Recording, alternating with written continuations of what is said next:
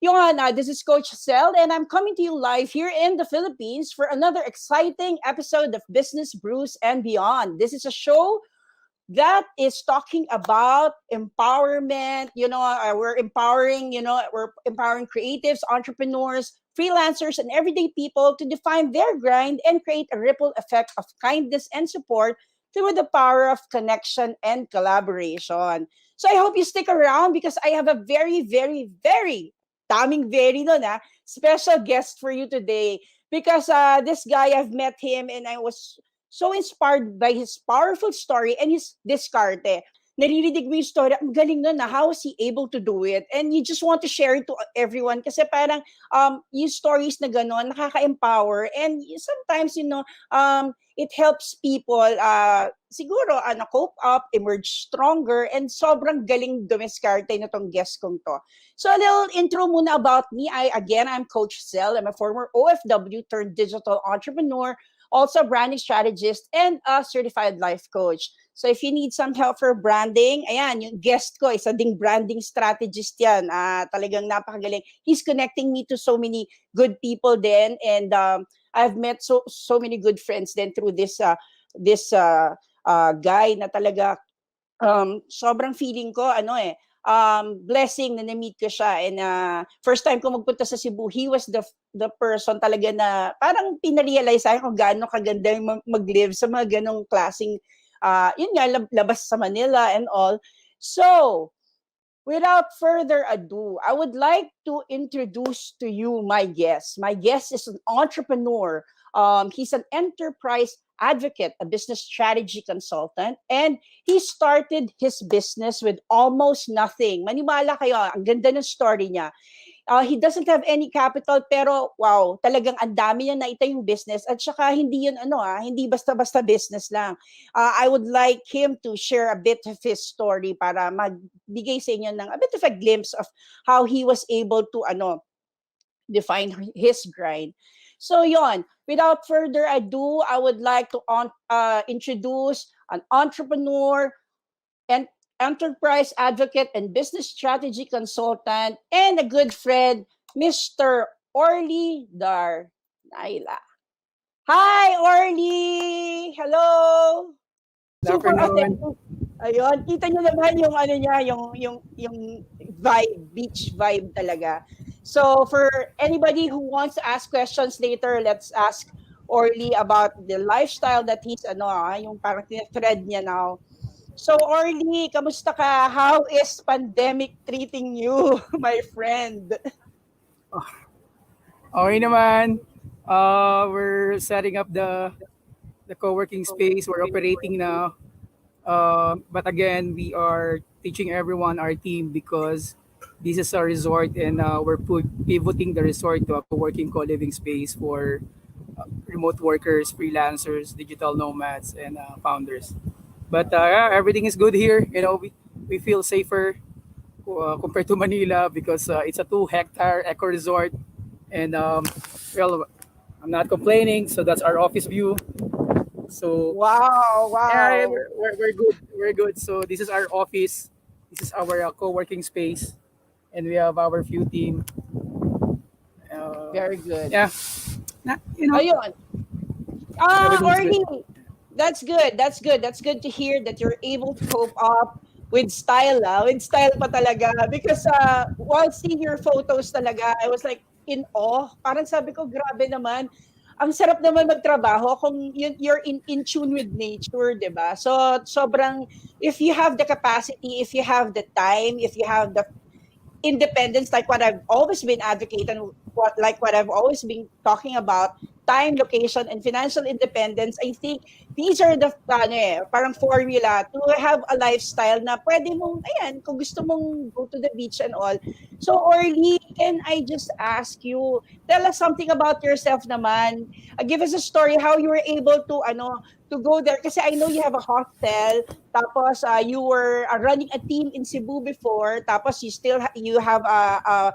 an advertising agency. So can you tell something about yourself para mas makilala ka ng some of our audience? Okay. I'm Orly and I'm 42 years old. 42. Okay. 42 na. Okay. I started my career as a freelancer way back 2001, 2002. But back then, digital revolution or infrastructure, hindi pa maayos katulad ngayon. So my career as a freelancer, it's like an offline, no, not online. I came from from dirt. So I came from a poor family. The generations are poor. But again, I never finished my college. Uh, I'm a college dropout. Pero because I'm motivated and self-driven to improve my life and escape poverty, I did a lot of odd jobs and experimentations, like just to make money, Nagtitinda ako ng pandesal, nagtitinda ako ng isda, ng gulay, ng balot, lahat na yon at the young age. Nagpipedicab ako, nag-waiter ako, bartender, lahat at a very young age. And then after that, I realized kahit anong trabaho ko, kahit anong sipag ko sa trabaho, I yeah, I'm pretty sure 100% na hindi ako magkakaroon ng freedom to make a lot of money. And when I experienced my first corporate job sa advertising as a researcher, as a field representative, dun ako na-expose sa like 100 million, 50 million, 10 million deals, pero para sa kanila maliliit pa yon. And I realized, sabi ko, oh, I wanna do this. I just wanna make money, At the young age, hindi ko naman din alam kung magne-negosyo ako eh. Basta sabi ko lang, I just wanna make money, I wanna improve my life, So mababaw pa yung pananaw ko sa pagiging like entrepreneur. And yeah, and then I quit my job because first hindi yata ako nag-fit dun sa company kasi gusto nila ako magbarong, researcher ako, ayoko magbarong. So I quit my job, I set up my own company. Then I thought I will skyrocket, but when we launched the company, I failed. So 1.5 years. So I failed. And then I went back again being a waiter, a bartender, and did back to zero ulit. Then, of course, while not giving up, yung nag-fail ako, hindi pa rin ako nag-give up. And then, after 6 months ko, I was able to close a deal, like a 6-figure deal, and the rest is history. Yeah, and then I ventured to different businesses na but my business na nag-succeed is advertising. So yeah, that's my whole story from freelancer to entrepreneur. Yan, in a nutshell, tipong dinaan mo sa diskarte lahat at alam mo yon, even if you're failing forward, tinatry mo talaga whatever it is na kailangan just to, kasi nga we're both in creatives, in a creative industry. And I understand your yung pag makikita mo yung mga companies, they're earning, alam mo, millions, tapos sa kanila maliit lang yon. Then you start to dream a little na parang kaya ko to, mas magaling pa nga ako eh. Parang ganun, di ba? So, yeah. So, talaga nakaka-inspire yung ginawa mo. And, di ba, umabot ka, when you were bartending, you were in the US, right? At that time? No. Younger years, I'm 42, so I started my business. I was 24. Happy birthday kahapon! Happy birthday kahapon! Thank you. But before I became an entrepreneur, I had an ad job because I'm renting an apartment. And hindi ko kaya bayaran yung apartment. So, and I don't have staff. Kaya, actually, nung college pa lang ako, because I was a working student. So, nagbabartend na ako, nag-waiter na ako. I work in an underground club, as rock bands. So marami akong acquired skill set na nakuha along the way, na I felt na pinaghandaan, parang nagamit ko lahat yung acquired skill set na yon nung dumating ka sa real life na medyo nagmamature ka ng konti. So yeah. And and I travel, I had my days in Southeast Asia. We make money, and I travel nationwide also. So during the time, wala wala pa namang ganun ka-strong na community ng freelancer din. Konti pa lang. Tapos ako naman meron na kaming clients noon sa US, sa Singapore, sa Dubai, pero hindi ko pa rin kino-consider na sarili ko nga na freelancer nung nag-online kami. Kasi wala naman din akong kilala. So ang application namin is ad agency. Nung nabanggit mo yung New York, yeah, I bartend in New York when I traveled because I have Oo. few friends. Pero it's like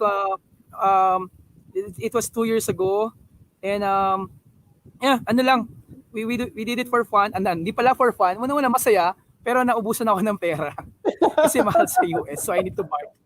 So yung totoo lang, sobrang mahal doon, and I have few friends.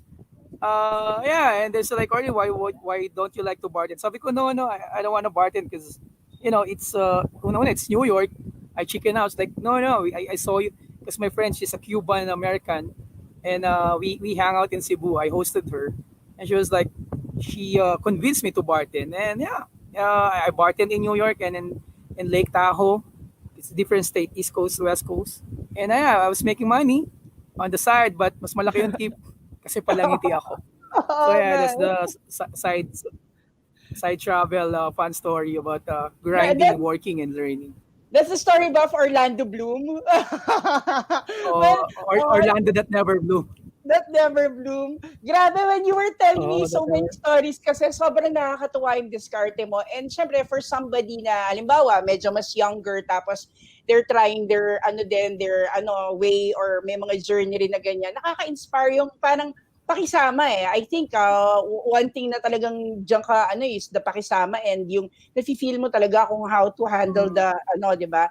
Pero ako, ang tanong ko lang, is it because of your traveling kaya ka parang na-inspire magtayo ng hostel or mag-manage ng resort? Ano ba yung co-living at saka yung co-working? Alam natin, hindi naman mga bago yan. Pero can you give us a glimpse of what's this parang alternative lifestyle? At saka dahil ba yan sa pagta-travel mo? Kaya feeling mo yung mga acquired skill set mo magagamit mo ngayon? Yeah, so yes, that's true. When you go around, when you move around, kahit sa Pilipinas, I believe it gives me inspirations, no? And aside from, you mentioned we're both in the creative industry. I love to move around and seek for inspiration, and I listen to people. Well, I moved to Cebu. I lived there for 8 years. I set up a hostel. But these business ventures are all accidents. No? Hindi ko naman siya iisip. It just so happened. And kunyari, dun sa Cebu, no, I set up a hostel because I know for a fact Manila advertising, Cebu advertising is different, and I need to do something about it. And in Cebu, there's a lot of travelers, digital nomads, remote workers compared to Manila. And I was exposed to that community in Cebu because I lived there for 8 years, and I go back and forth Cebu, Manila. Yeah, the opportunity in hostel, and I felt nagpipit naman sa personality ko. So, yeah, that's my first project. Nagtayo ako ng hostel cafe sa Cebu, and then it went successful. Then when it went successful, I was able to meet the expat community in Cebu, and then they hired me as a consultant to manage small resorts, a hostel, and guest house. So, and yeah, it became my true love again when I ventured to hostel because yeah, you meet a lot of people around the world, and Yeah. yon nagtayo rin ako na sa Manila. So I opened again in Manila after my training because I went to 2018. I went to States. I applied for a co-living actually.